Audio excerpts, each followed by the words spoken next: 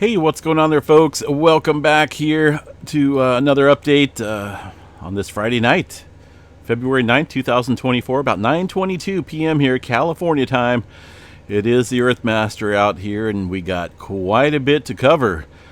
Goodness, Hawaii, California, a lot going on out here. So let's go ahead and start off here in California. This seems to be a fairly hot topic right now.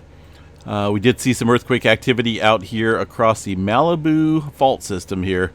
Malibu Coast Fault to be exact. And that magnitude coming in as a 4.6. Not a huge shaker, right? But it's an earthquake that was felt pretty broadly across the area, including all through Los Angeles down here. You can see the epicenter there in the star. These are the Did You Feel It reports all over the place. Even it looks like maybe around Bakersfield up north down to San Diego as well. I am seeing quite a bit of aftershock activity following this 4.6. A little bit more than normal, I would say. But then again, California, even following like a 3-pointer or a 4-pointer, we do see quite a bit of aftershock activity. But this seems a little bit elevated here. We'll continue to watch that. Dr. Lucy Jones here did quite a few interviews throughout TV and social media today. I'm sure you guys seen her talking about this earthquake activity and how it's very common out here to see quakes of this magnitude on the it's a thrust fault that runs here on the side of the Santa Monica Mountains that kind of pushes those mountain ranges up there. Not a huge fault system, but it's very capable of producing some large earthquakes. So if this is common, let's go ahead and look at historical data. I find the wording that she was using a little on the false side because that she said that there's been recent events of this size there in the Malibu Coast Fault in recent terms. So let's look at this. I pulled up the complete historical data here that the USGS uses. This goes all the way back to 1827. And that was a big quake out there, 6.0, just off of the same fault system here that we've seen the 5-pointer on today. So we know that big earthquakes can occur out here, big time. 1827, a lot of time has passed with that earthquake. So zooming in here around this area, I pulled up 4.5 and above. Okay, now it's possible we could have seen earthquakes here under the 4.5, but I just wanted to see if we've seen anything of the similar magnitudes here that we've seen today. And quite frankly, I can't really find anything of recent activity. There's today's event, right? That's going to be the 4.6. Over here just a little bit, we've seen another 4.6 back in 1984. That is not really recent. 1827, we've seen that 6-pointer. That's obviously not recent. 5.3, same area back in 1973. This is not recent events, right?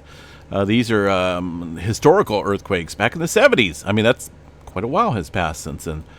4.6, 1948. A little bit closer over here along the Malibu Fault System. 1930, a 5.3. 1979, a 5.2. 1989, a 5-pointer.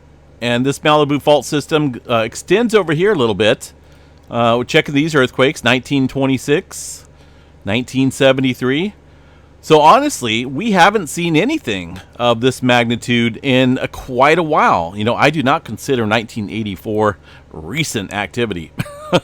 It's been a long time here, right? If you really think about it, that's a lot of years that has passed. So this activity right here could potentially be leading to something bigger out here. Again, larger events have been noted out here on the map, 1827. And further out and about, of course, we get to other fault systems. But I'm kind of just looking at specifically along the Malibu Coast Fault, which is a thrust fault and very capable of producing some decent earthquakes out there. 1827, like I say, that's, man. So the possibility here of seeing something bigger, according to Dr. Lucy Jones, is about 5%, meaning that this aftershock and sequence of earthquakes here that we've seen today could be foreshocks to something bigger. But, you know, similar to what we've seen out in the Ridgecrest area back in that sequence of earthquake time period. It was July 4th, July 5th. Was it 2019? I think. where we had a 6-pointer one day, and then the following day we had the bigger 7-pointer. So always a possibility. I don't see a whole lot of newer activity out here on the Malibu Thrust Fault, on the Malibu Coast Fault, which is a thrust fault that runs through here. So that means here that we have a lot of time that's been passed since a major rupture out here. So any type of activity on a fault system that has seen built up strain for quite a while is something to watch. Not something to fearmonger. A lot of these people get on TV and just state that everything's fine. It's hunky-dory, don't worry about it. We're used to this. This is normal up here. We see lots of 4s and 5s here on any given day, but I like to check these earthquake maps and check the data for myself, and I think you guys should do that as well, not just take someone's word on TV or on any YouTube channel. So that's kind of why I bring back the historical data to show you folks what's going on out here. So there's not a lot. We'll definitely continue to watch it. 4.6, definitely smaller than some of these 5-pointers, but the potential is there, of course, of seeing something bigger. And according to Dr. Lucy Jones, there was a question asked that is this activity related to the activity there in Hawaii? And her flat-out answer was no. That there's plenty of 5-pointers all over the world, and there's just no relationship between the two. I find it a little odd because we've been seeing a whole lot of swarming over here up and down the plate boundary. Now we're getting that strain up here. Hawaii's sitting out there in the middle of the plate, and you got to remember what's going on over this hotspot area. So, thousands of miles away, they may not be directly related. But I do think there's something going on out here across this area of the Pacific Plate that we need to watch. We'll check out Hawaii here in just a second. They had a decent earthquake here today as well, down there into the areas where we need to watch some magma movement. So we'll check that here in just a second. I want to cover the rest of California. I did bring up, let me see here. I did bring up some of these seismograph stations here in the Southern California area. Some of these are offline, but I wanted to check the region. Where'd it go? Ooh, I lost it here. 1 second here. It's going to be, what did I do? Hold on 1 second. PTD. This is all kind of crazy here. There should be a little bit easier way of looking at these. Stand by here for just a second. I may move on. But I was looking at these seismograph stations here. Here's that one. And I'm really not seeing any further earthquake activity following all this aftershock movement, the last reported one anyway, which is good. There's a 5-pointer, or the 4-pointer earlier, a couple of these smaller aftershocks. And if you look on the most recent seismograph station there for that region, it shows fairly calm and quiet conditions out there. So that tells me right there that the earthquake activity, at least for now, is calming down, and that they're definitely reporting all the earthquakes here around the region. A lot of times we'll get these swarms, and all of a sudden they'll just stop, thinking, "Oh man, what happened? Why are they not reporting any more earthquake activity?" But there on the seismograph stations, it looks pretty quiet. But we'll continue to watch this activity out here. Did see a little bit more movement out in Southern California area. If we start seeing some swarms out here, definitely might want to be on guard. Either way, there's still potential of seeing some larger scale movement out here with all this activity up and down the Gulf of California, now making its way kind of up north here. Remember earlier last year we did see a couple different swarms. I believe it was down here south of El Centro. Then we've seen a secondary swarm within that same time period start up here around the Brawley seismic zone, or maybe it was over here on the eastern side of the Salton Sea. And then another swarm going on a little bit further up north. So definitely a lot of relationship between the plate boundary and the fault systems out here. All the strain is compacted into one area. If you really think about it, those swarming events that we seen last year just kind of proved how, migration of pressure tends to work out here along the plate boundary and fault systems. So we'll watch overnight, see if we get any further swarming out here in any other areas. Right now it's just this movement there around the Malibu area. And that was quite, obviously quite a jolt out there. Quite a few folks reporting on feeling that earthquake. I do appreciate the reports. They are high scientific value, that's for sure. So, no major earthquake swarm occurring right now, but like I said, we did have a little bit of earthquake activity here tonight on the Brawley seismic zone, and also one literally within a couple minutes, a couple minutes of each other. One on the Imperial Fault and one on the Brawley seismic zone. So just keep an eye on that. This area right here, very capable of producing an 8.1. That's not fear-mongering. That, you ask any geologist there, that's the roughly about the top magnitude here that the southern branch of the San Andreas Fault is capable of doing. And it will do it one day. But similar to what Dr. Lucy Jones stated, that it's good to be prepared. Make yourself an earthquake plan. She mentioned something about family, letting your family know your earthquake plans just in case something happens and there's no communication. You guys may be trying to find each other. It's key to definitely let your family in on your earthquake plans on what you guys are going to do if the big one happens out here. I'm sure communication systems will go down, and of course the network system out here in terms of travel will be highly affected as well when the big one happens. And this is not just the only area that can see a big earthquake. Obviously the Malibu coast fault here, there's a fault system that runs underneath Los Angeles is of concern as well. You got the Elsinore fault, the San Jacinto fault.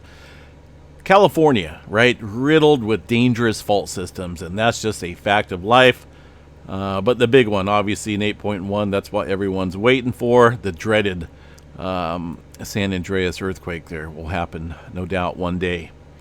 Northern California, not a whole lot going on. Let's go back here to some other topics of Hawaii. Right, quite the earthquake activity today, quite the jolt. We did have, originally came in as a 6.3. This got downgraded to a 5.7 earthquake. Still, this earthquake was felt all over the place there of Hawaii, even over to Honolulu, even the other island here. So definitely a jolt. And the Big Island, seeing quite a bit of shaking there. It looks like some moderate to strong shaking being reported across the Big Island there. And somebody else mentioned here that this is very common. They're always having earthquake activity there in Pahala. And that person is partially right. They are always having earthquake activity down there in the deeper regions. They're about 37 kilometers deep or so. We always see this activity on any given day. In fact, let's show the last 30 days of activity out here. Just specifically, not including all the magma movement and migration. Look at that. You can pretty much see where the magma is moving offshore here, closer to the Loihi Seamount. That's very obvious and visible here on the map. And these are all shallow earthquakes indicating magma displacement further offshore. We'll get to this here in just a little bit. There's just so much to cover right now. The Pahala area specifically, I just want to include all these deeper events. 233 earthquakes here in the last 30 days of all magnitude. So, very common to see all this earthquake activity, but the size of this earthquake is a little concerning because we got something major going on down there. There's quite a few articles on this Pahala earthquake swarm. It's been monitored since the late 70s. And let me see where my article is. I think this is it right here. Yeah, let's bring this up a little bit. Make it a little bit bigger so you guys can see. This article was put out from the physics.org site, news article back in 2022, but it's still relevant because we're still seeing this earthquake activity, even from, like I said, the 70s to today. It's occurring in the deeper regions here around the Pahala Seal Complex. It's pretty much a linear type of magma intrusion. You can see the tunneling here of the magma going up and whatnot. But this is kind of in between these, in between layers of rock. This Pahala sills, or what they're called, is where the earthquake activity is happening. And there's definitely something big going on down there. If we're getting all this larger earthquake activity, I think that I think that we might be getting a further push of some magma from below to most likely the Kilauea volcano area is where it's going to be headed. Now, this 5-pointer comes after a bunch of movement out here across the Kilauea volcano area. A lot has taken place out here. We did see a lot of magma migrate from the summit area down to the southwest rift zone and then offshore. You can see it there on the map when I showed you guys. You can pretty much point it out and draw it out, a line of activity here. Most of this is all newer, following the migration of magma from the summit to the southwest rift zone. That should be an easy one to say, right? And then further out down to the south here. It's possible that we could see some type of eruptive fissure activity off in this region. It's just kind of pointing to it. All this activity is relatively shallow, and that activity in itself means that there's magma just below the subsurface here. Some of it's deep, some of it's super shallow, again indicating magma just below the region. And now we're seeing, a deeper movement quake here underneath this area. So I think that we're looking at some dynamic activity here about ready to take place. I don't know if these guys have mentioned anything about seeing any eruptive activity out here, but I do believe it's possible here now. I'm just kind of basing my observation on what has gone on with the tilt meters recently across the Kilauea volcano, how the magma's been displaced and headed offshore, kind of towards maybe the Loihi Seamount area. But not, I don't think it's going to go that far. But so let's see here. Again, this is the article talking about the magma pumping through a massive complex of flat interconnected chambers deep beneath volcanoes in Hawaii appears to be responsible for an unexplained swarm of tiny earthquakes felt on the Big Island over the past 7 years. But technically, it's been going on and studied since 70s or so. The pancake-like chambers called sills channel magma laterally and upward to recharge the magma chambers of at least 2 of the island's active volcanoes, Mauna Loa and Kilauea volcano. So what's going on down there could likely affect the volcanoes here soon. Using a machine learning algorithm, geoscientists at Caltech were able to use data. I don't want to read into this and make this a huge update, but they're talking about all this swarming activity down there, how it's related to the channeling of magma, and that is basically pushing this up to recharge the magma chambers there across Mauna Loa and Kilauea volcano. So obviously the bigger the earthquake activity down there, that means that something else is going on there, that something big is going on. Otherwise, we normally see just magnitude 2s and 3s down there. As you can see right here, with data on more than 192,000 small earthquakes, less than magnitude 3.0 that occurred over the past 3.5 year period. These are fairly deep down there. And again, they're not big earthquakes, but occasionally we get these big earthquakes like we've seen today at 5.7. So something else is going on down there that, again, I think it's going to affect these volcanoes here soon. I'll leave this, see,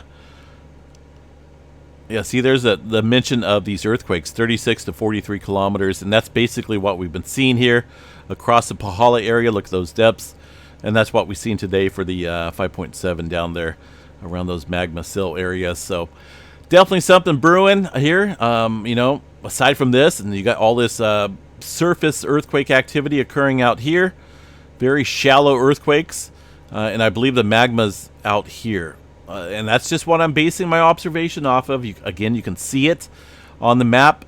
Originally, it started off here close to the summit, worked its way down to the southwest rift zone, and now has gone off this way here. Let's look at some of the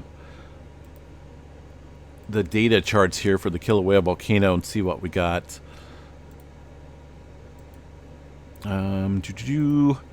By the way, Kilauea Volcano is still yellow. They downgraded it from an orange here recently because of the earthquake activity has pretty much come to a halt. But there was supposedly 9 million cubic meters of magma displaced from the summit towards the southwest rift zone. But then we've seen the southwest rift zone here deflate, and where'd that magma go? It didn't just disappear. It's heading out here somewhere, a little bit further south. So let's check out the tilt meters here first. And unfortunately, we don't have any tilt meters specifically out here. I wish they did, because then we could see maybe what's going on in terms of inflation offshore, or a little bit further south. So tilt meter UWE. This is the past 2 days here. This is somewhat irrelevant unless we have something big going on there. So we'll have to look at the past 30 days of activity, which has been inflated, right? This is the highest level of inflation since the 2018 eruption there that kicked off there around the Lanali Estates, right? And they seen a big earthquake then the following day. That was that 6-pointer, right? 6.9 that struck. And that was a sign of magma rolling through this area of the Lanali Estates. The lower east rift zone destroyed quite a bit of homes out there. You guys remember that? 2018. That was a kind of a big deal. I will check out historical data here in a minute, but I want to continue to cover this here. So this is the highest level of inflation there at the summit region since 2018. All of a sudden, that disappeared in a blink of an eye, right? The magma found its way from the summit region where it's been pressurized over to the southwest rift zone. We've seen a huge amount of displacement. And since then, it's kind of leveled out, and but it looks like it's dropped big time. A big adjustment going on following that 5-pointer. Yeah, you guys see that? Look at that. There is when that 5.7 struck there. It's seen a huge drop being recorded there on the tilt meter. So again, this is something's going on here, I'm telling you. When we look at these deformation data charts, let me see if I can bring this up here. Okay, past week, past 30 days. Okay, these don't have the other tilt meters on it, so I have to go back and double check here. This one right here, SDH, I believe works. At least I thought I did. What's going on there? Hello? All right. So roughly on about the time we seen that magma displacement from the summit to the southwest rift zone, it did pick up a decent inflation measurement right here. Look at that, from 0 to 50, maybe a little bit higher than that, and then the displaced magma found its way somewhere else, and this area continues to go down and down. So what happened to 9 million cubic meters of magma? Right? What happened to it? They degraded everything. They said everything's back to normal. It's like it never happened. Well, where'd it go? It's all down here. Not this area. These are the deeper earthquakes, but you can see that funneling going on here across this area. So I think something's playing out here that maybe something we haven't seen in quite a while. But I don't know if anybody else is mentioning about it, but the professionals are not really saying too much about this potential activity here, where we could see eruptive fissure activity out in this zone, further out and about. Unfortunately, like I say, I wish we had some tilt meters out here. Earthquake activity. Let's see what we got here. That's going to be obviously a nice signature there for that 5-pointer. There we go. As you can see before that, looks like minimal earthquake activity. There's a 5-pointer followed up by quite a few aftershocks. Let me see if I can find the seismograph station that was showing all these little spikes on it, indicating pressurization underneath the area. I believe it was this one right here. This one doesn't look like it's working here. Excuse me.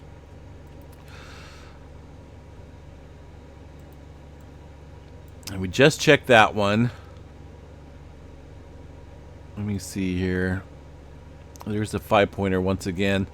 I'm looking for this seismic station here that had a lot of little tiny spikes on it. Maybe they did something here with the amplitudes just to show this larger quake, but I'm really not seeing that right now. So I'll have to check that out tomorrow after that quake is off. Hold on one second. Just started getting a little bug in my throat here.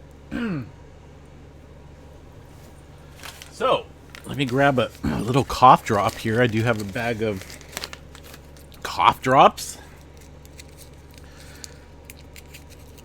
just so I can finish this, hopefully. All right.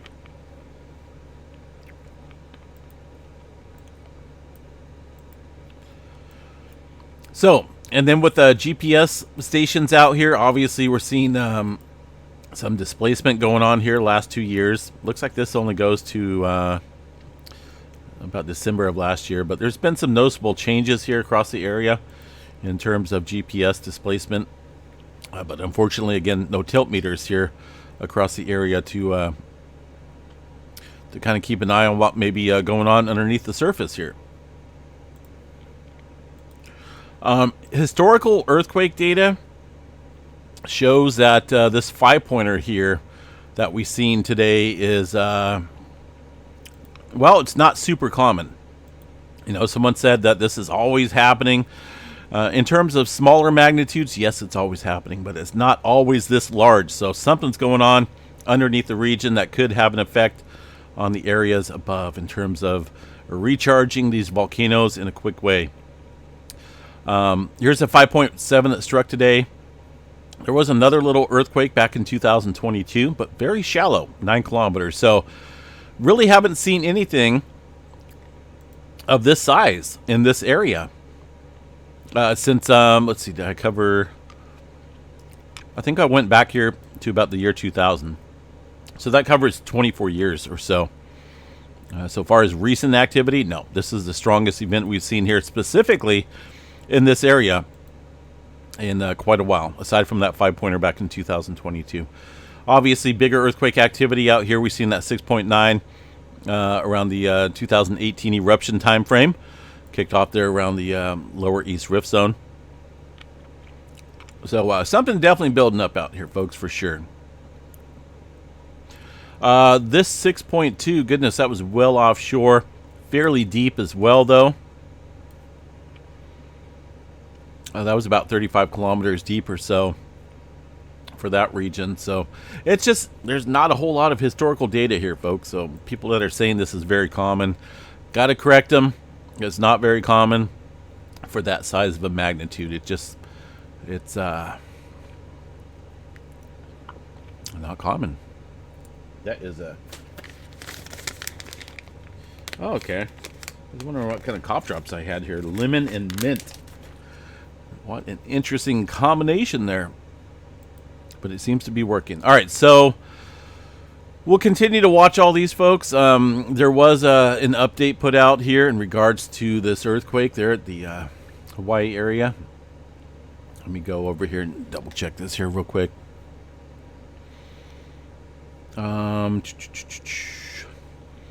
Recent notices, that's the Alaska area, California. Here's the informational statement that was put out here today. Well, I thought it was. Where'd we go? See, they've updated all their stuff here in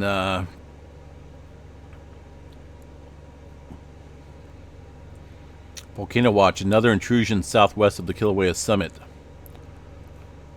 This was put out yesterday, it looks like, but I'm kind of looking for my article. Where'd it go?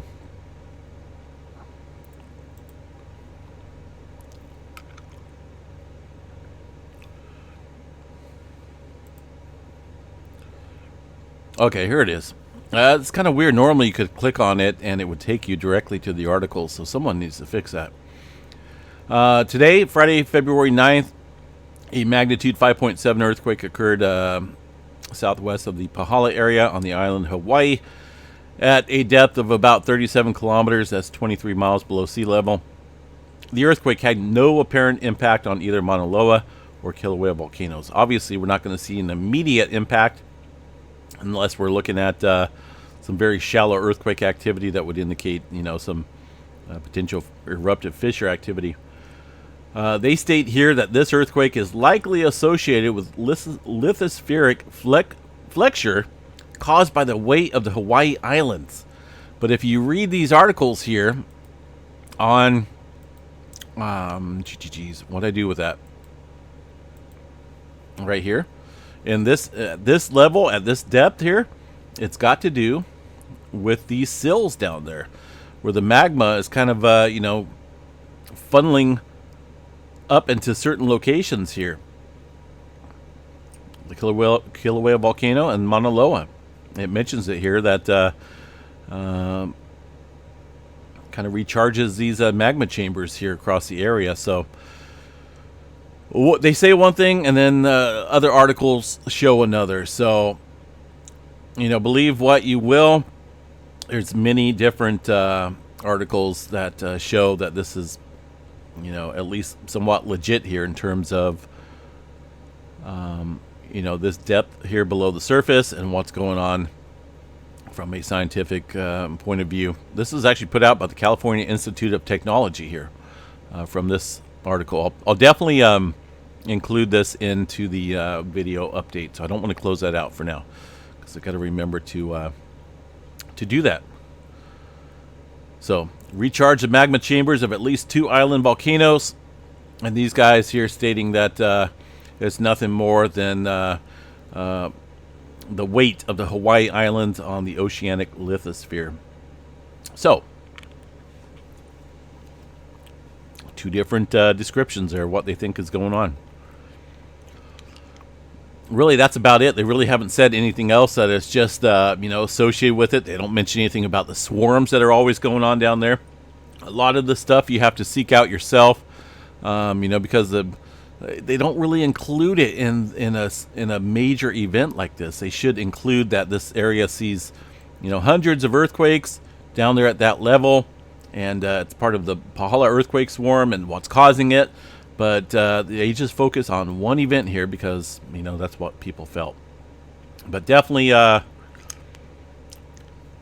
to look into this a little bit more on another update. We'll definitely discuss the Pahala earthquake swarm and how it's been going on there and studied since the late 70s. All right. Let's go over here real quick and see if there's anything else. Check out the earthquake activity here real quick across the rest of the globe. And it's been pretty active. Last time we've seen, a lot of West Coast activity here. Hawaii right in the middle. We've seen a big earthquake out here, I think it was. Or maybe it was up north here along the plate boundary. But a lot of times when things really light up here and quiet conditions prevail across the western Pacific, that means that something big is brewing out here across this area. Right now, just a handful of earthquakes outside the Philippines region. I did see a 5.8. That's pretty decent, right? And all this earthquake activity occurring following a major solar flare, which we'll cover here in just a second. Probably going to be a little lengthy video, but hey, you know what? It's Friday night. I'm at home, safe and sound. No place I'd rather be, actually, than right here on the YouTube channel. So 5.8 coming into the Philippines area within the last hour. Looks like we're seeing some movement here, bounce back and forth. We did have a 4.7 here, just about a little bit after that 5.8. This 5.8, I take that back, is from about an hour and a half, 2 hours ago. Now we did see a 5.4 here in the last hour. But either way, definitely sign of some strength or some stress out here. Strengthening in the region of the Philippine plate. That's this area right here in the middle. And it seems to be focused on the southern end. So we'll continue to watch that on the Earthquake 3D globe here. Not seeing a huge cluster, but definitely some noticeable uptick here, including that upper 5. I got to make some adjustments here on the time frame once again because there's so many earthquakes kicking off on the globe. that it pulls the time frame down and it makes these newer quakes appear old. So that's probably about the last 24 hours here. There's that 6.1 that struck Kermadec Trench early this morning. So, you know, I kind of look at trends here. I look at where earthquake activity is kind of striking, and, you know, you can't tell me that some of this activity here is not all related. Big time swarming going on here. Even another one coming in right now. This is the area I was just chatting about. We're having a decent earthquake swarm in this area. USGS showing about 10 earthquakes in the last couple days here in the Gulf of California. I've been watching for some adjustment up north. It looks like that may be you know, played out here, but there may be more here soon. But definitely seeing a decent earthquake swarm here in this region. Some further activity here off the coast of Mexico. That earthquake, I believe, was just after the earthquake there in Hawaii. So we've seen Hawaii light up, and then this earthquake, and then we've seen California light up. And, you know, it's all connected if you really think about it. These are just plates floating along, so you adjust one piece of the puzzle, and of course, when you do that, that can have an effect on other plates and faults thousands of miles away, or it could be nearby. In this case, we have to watch California because it's nearby, all this activity. It hasn't really worked its way up, well, looks like it may be working its way up north a little bit here. Let's see what we got here in this region. Not really concerned about Cobb Mountain. It looks like a 2.7 coming in here into this divergent boundary. Divergent boundary, oceanic seafloor spreading. You can see the new oceanic crust out there. That applies further strain downstream here along the Cascadia subduction zone. So there's a whole lot going on here, folks. Let me take a look here at the New Zealand area. Not a whole lot down south here.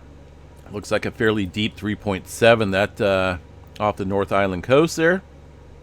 Probably associated with the Hikurangi subduction zone that's been that sits offshore. They've been seeing a handful of earthquakes out here recently in some of those deeper levels. Hopefully that thing stays quiet for a while.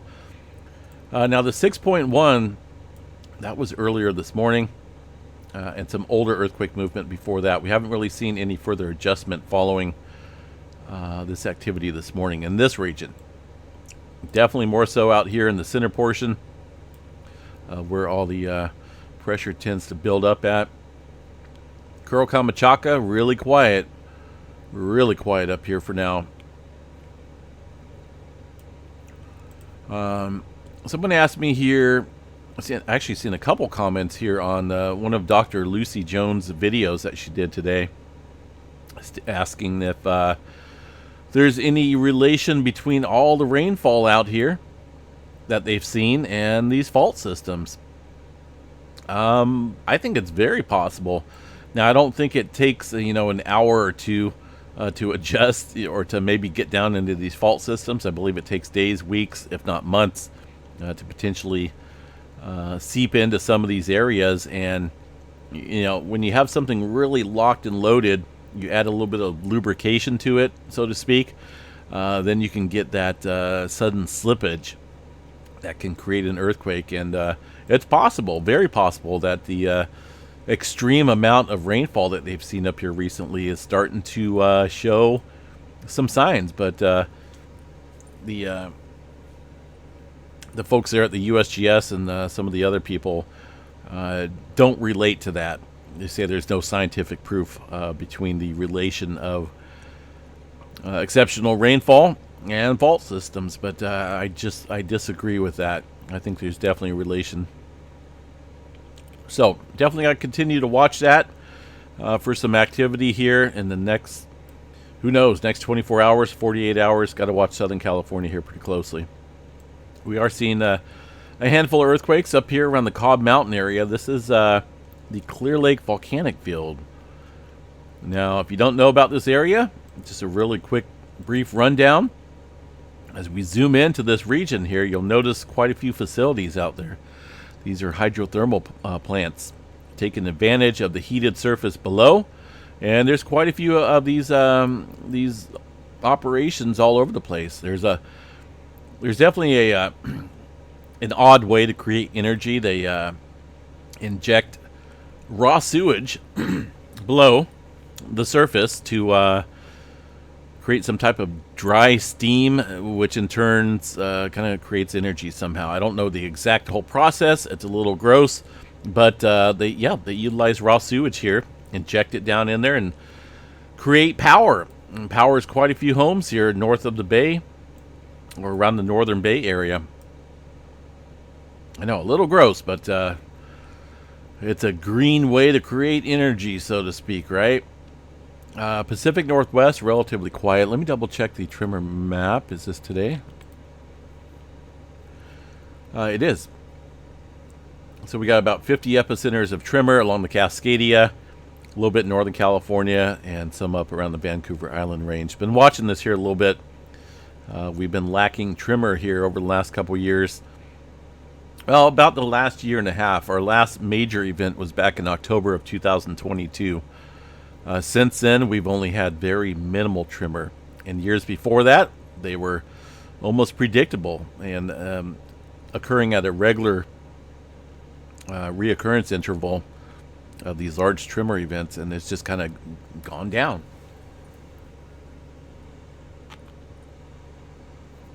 All right, get rid of that cough drop. I think I'm okay now. So Pacific Northwest, relatively quiet. California and this area down here across the plate boundary lighten up. Definitely got to watch this pretty closely. As you know, it's been shown. We can see it on the globe right now. A couple different areas being hit, all literally within a short time of each other. And they're still getting hit. So that means we need to be on guard out here across the West Coast. Texas area, these oil fields getting hit as well. 2.7, the latest quake outside of Pecos, Texas. Aside from that, most of the earthquake activity very small out there. Let's see here. We got this activity there in the Philippines right now. Some decent quake activity. Continue to watch the western areas here of the Pacific Plate. Up in Iceland, let's go see what's going on in Iceland here. Looks like we've got 2.8 coming in. Let's go check it out. See what's up here across the Iceland region. Of course, we're just getting over the third eruption here in the last couple months here outside of Grindavik. Definitely got to watch the next couple stages here and see if we get a return of the repressurization here below the area. It seems to be taking about 30 days or so, sometimes a little less, to recharge the system here enough to push it to erupt through the surface. And luckily, fortunately, most of those eruptive fissure events have been north of the Grindavik area. Now, that magma intrusion area extends underneath Grindavik and just offshore. There's always that possibility here as we head into the future that the next couple events, or at least one of them, may be underneath the area or even further offshore here. We have to watch the GPS displacements and the inflation charts very closely. Right now, earthquake activity pretty much non-existent out there. Only 19 earthquakes in the last 12 hours, and most of those are further up around these rift zones here, away from the Grindavik area. Now, far as the recharging here of the system with the GPS displacements here, already going back up. Look at that. Goodness. So here's a little drop here from the inflation event. Notice one run. This is what, the 4 hour? Yeah, 4 hour run. This little dot here showed a huge inflation just before the eruption, and that's I believe that's got to do with the rift boundaries out here. We've seen some adjustment take place and further magma heading up into the surface below, creating enough pressurization to create that eruption. That's why we've seen a big uptick, and then we've seen a huge drop here, of course, following the release and volume of all that magma from below. We're starting to go back up already. See these last couple runs here kind of going up. So I believe we're going to see a repeat of an eruption here, probably within about 30 days or so. We'll have to watch and see how quick it recharges. And then the next question will be, where's it going to be? Is it going to be in the same area, northeast of Hagafell, or are we going to be looking at maybe activity underneath or within the Grindavik area? We'll keep a close eye on that for sure. Space weather, that's a big thing, right? Started off the day with a super large X flare earlier this morning. We're getting a little bit of M flare activity as we speak, coming down from a decent M flare. And, this just kind of marks one up once again here in terms of earthquake activity relation to solar flare activity. That's a pretty large X flare, and this was not directly facing Earth. This was off on the way southwestern limb of the sun. Kevin's got himself a YouTube channel here as well from the Solar Ham site. Not going to click on his video, but this was off on the far southwestern side of the sun. We couldn't even see the sunspot there at all, but it did show up above the area, above the sun level here, above the region. Beautiful flare. Did create an R3 strong radio blackout here across the sunlit side of the Earth. Again, that was earlier this morning. That is the strongest, or the second strongest, flare this solar cycle 25 here. So X 3.38 from 3575, which, by the way, now is way out of here. Not even partially viewable. This area is not even it. That was a different named sunspot, so it's way over there. But all this earthquake activity kicking up, all this flare activity kicking up some earthquake activity. Seems to be the hand-in-hand type of deal. Every time we get a strong flare or a large subsequent CME impact, we get these earthquakes being triggered. Today's just another one of those days. I'm kind of keeping a tally right here. Looking like it's more than likely definitely related. But, you ask anyone from the higher ups there, oh, well, there's no scientific, 100% scientific data regarding solar weather and earthquake activity. But, they have to keep it within the textbook words, and thinking outside of the box is sometimes a little bit better than just sticking to the old format of reading in between the lines there in the textbook. So what do we have now? Well, we have this massive, beautiful sunspot region directly facing Earth. Now would be the time to produce some significant flares if it's going to do it. It is fairly complex, harboring a beta gamma delta class. That's 3576, the big sunspot here. Here's the visible disk. Look at that. That is a good one. But let's hope, if we want to see some auroras here, we got to have this thing pop off a decent flare at us and a subsequent CME. All these other events here, including the last M flare, it was a M3.4. That was way out on the southeastern limb. Look at that massive CME. So that is from a new sunspot. I don't think we got a name for that yet. Let's see here. I believe it's going to be this region over here, just barely getting a glimpse of it. That is the one that produced the most recent M flare and the huge CME that I just showed you. But I got my eyes on this one. It is directly facing Earth. It is in the direct position of the Earth-Sun plane. And if anything does blast off from here, it's going to be certainly geo-effective. So let's get busy. Let's see what you got out there. 3576.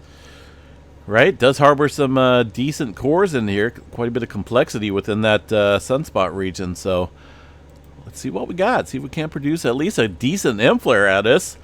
I want to see some auroras out here. Right now, there's no hope of auroras. All these massive CMEs that have been produced are facing away from Earth and will not affect us at all.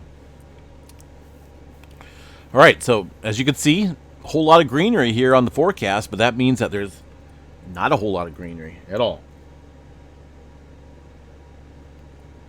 in the forecast.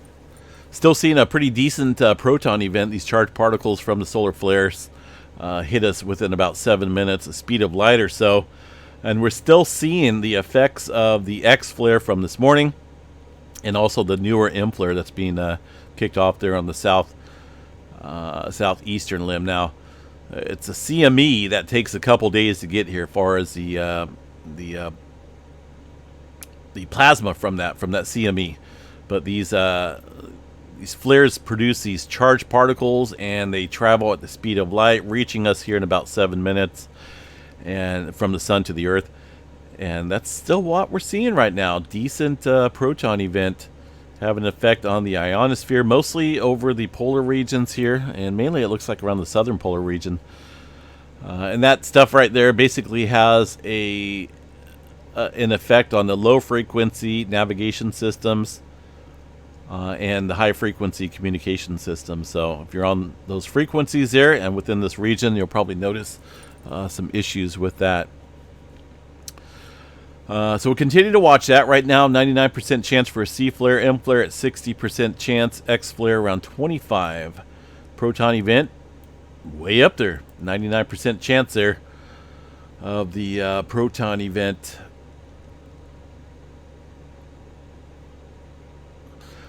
Right, so even Kevin's mentioning this here. If only us Aurora enthusiasts could catch a break with an Earth-directed eruption, right? It would be neat. Energetic particles from this event adds onto or prolongs the ongoing radiation storm. So again, these traveling at the speed of light, and that does affect areas in the higher regions around the ionosphere of this planet. All right, what else we got here, folks? Let me double check these seismograph stations here, make sure we're not missing any big earthquake. Hot Caves, Hawaii, still seeing some activity. Rest of the seismograph stations there look quiet, but again, I would be on guard overnight, and make sure you got an earthquake plan. It's very important to have an earthquake plan no matter where you're at. Not a whole lot of severe weather currently in the forecast. Numerical models here. We're chatting about some decent storms hitting the west coast here once again. Let me pull up the west coast area and show you guys what we got. Looking at some decent storms coming in once again. Right now we've got a couple days to dry out, but it's not until it looks about the 16th or 17th here. We have a decent atmospheric river hitting and slamming into the west coast once again. That includes Southern California getting in on quite a bit more rainfall as well. The low pressure center centered off the Northern California coastline, and looks like more storms behind that, another one behind that, and potentially more after that. So we're talking about some heavy duty rainfall once again here to the California area, and that is fine by me. Check out some of these totals out here. Goodness, we're talking about maybe a foot of rain or more from all of these storms here. This goes to about the 26 or so. Now these are a ways out, right? And a lot of people don't even like to look at these models this far out, but I like to look at them, see if they stay consistent. If they're always changing, then obviously we know they may not pan out, but these have been getting stronger, they've been more consistent, and the models have been in more agreement that we're seeing a major wet pattern here beginning around the 17th of this month. So I have no problem looking out this far because a lot of these models are majorly pointing towards a change here to wetter weather. And the reason behind all that, well, you guys can pretty much guess that. Let's go check out the jet stream, right? Let's go back to right about, what's the date today? Yeah, this is for tomorrow. Notice this splitting of the jet stream once again. That's going to bring a lot colder air once again. We seen this just back in January, I think, a split of the jet stream. One going way up north, bringing colder air here into the States. One splitting south, bringing in a lot of moisture there to the southeast. Well, that's going to change here after we get to the 16th or 17th. Look at this linear type pattern here across the Pacific, aiming right at the west coast. That is good news. And that sign right there is the reading that these models are running off of, showing that this jet stream is going to be pushed in there to the west coast, bringing in those low pressure systems amplified by this jet, and that's how we're going to see these wetter systems kick up here around that time frame. A little bit further out, hard to say exactly, but it does look like a portion of that lower jet stays there in Southern California, or at least close to that area, which is fine. It's a split jet, but as long as it's up against the region of California, that will keep us wet. After that, well, I guess we'll have to see how March is. March could be a very wet month as well. So that is the forecast. I can't wait. I need some more rain in my life. All right, folks. I know it was a pretty lengthy update. If anyone else has any information to share. Maybe, you know, what the earthquake felt like out in Hawaii or Southern California. You know, let us know. Feel free to jump in on the comments there. I will leave these articles here. They are worth reading about the Pahala earthquake swarm and what's going on down there about that. About that level, you know, where the these Pahala earthquakes are taking place around there, about 35 kilometers deep here underneath the area, and how magma is associated with that. It's a decent article, and it's definitely worth reading here. I think that's it. There was a lot to cover. The thing is, you know, just be prepared, guys. Definitely don't need to be scared. The best thing to do is prepare an earthquake plan. And, you know, aside from speaking with your family and making sure they know what's going to go on too, is to just get some supplies, right? Water is a big key into survival. If you're out there across the region, the infrastructure in Southern California is going to be completely damaged from any type of large earthquake out here. Not only from, you know, the 8.1 out here, but also numerous faults that run underneath Los Angeles here. You know, could do a lot of damage. A lot of the buildings and whatnot are up to code, but you know, I don't know if you can really prepare for an 8.1, but the best thing to do is make sure you have some type of survival percentage there, right? Water, key necessity, and of course, you know, some food and stuff like that. Got to have a plan, right? It's not good to be caught off guard.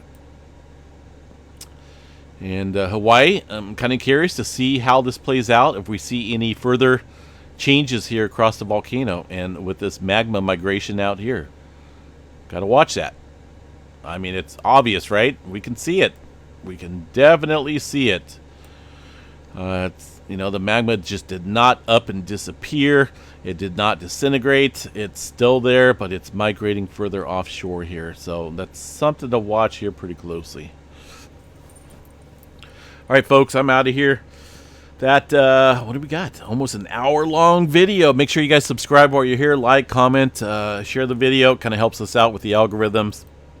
And if you want to become a member here on the channel, we also do provide extra videos and extra perks and whatnot to our members.